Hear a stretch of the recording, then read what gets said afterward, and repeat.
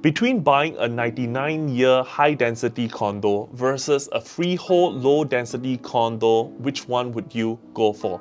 So today we actually took out 3 properties that were built around the same time to understand the correlation of 3 things: high density versus leasehold or freehold versus price movement. So let's have a look at the map. You can see that all 3 condos are situated in close proximity to one another, and they were all built around the same time in the year 2013 and 2014. Now the 99-year condo, which is the Minton, has a total of 1,143 units, while the 2 freehold low-density condos are urban residence with 47 units and suites at Paya Lebar with 99 units. So the first thing we want to understand is the price movement of Minton since the day it was launched in the year 2010 all the way to present 2022. The price have went up 62%. And urban residence, which is the freehold development which was launched around the same time as the Minton all the way to present 2022, the price have only appreciated 17%. Lastly, we have suites at Paya Lebar. The appreciation was 13% approximately.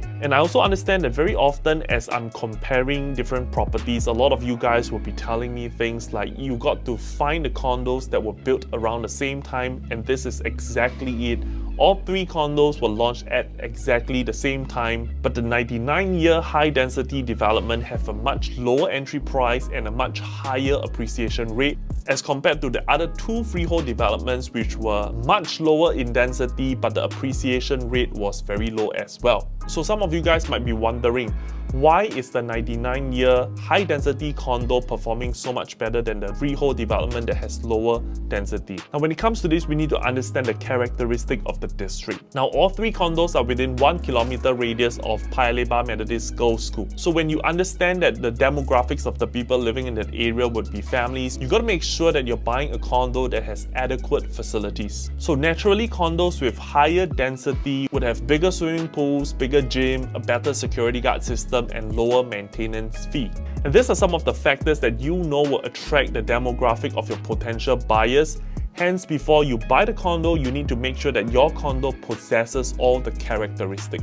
And of course, the 99-year condo had a much lower entry price because the price of the land was cheaper than the freehold ones. Hence, with a much lower entry price, there is a lot more room for growth in terms of PSF and price tag. In fact, if you look closely at the graph right now, even though the Minton is 99 years and the 2 other developments are freehold, the PSF are about the same. So this really goes to show the supply and demand situation in the area. Lastly, when the developers were building the Minton, they had the advantage of economics of scale because they were building a much bigger condo sitting on a much bigger piece of land. The construction cost, labor cost, and everything was bought and done in bulk. Hence, they were able to pass on the discount to the people who were buying. So the next time you're thinking of buying a low-density condo because you want the exclusivity and the privacy, you got to also consider what you're potentially missing out on. So that's all the information I want to share with you today. Let me know if there's any other properties you want me to analyze, or if you want the graphs that I was showing you just now, just get in touch with me on all my social media platforms, and I will see you in the next video.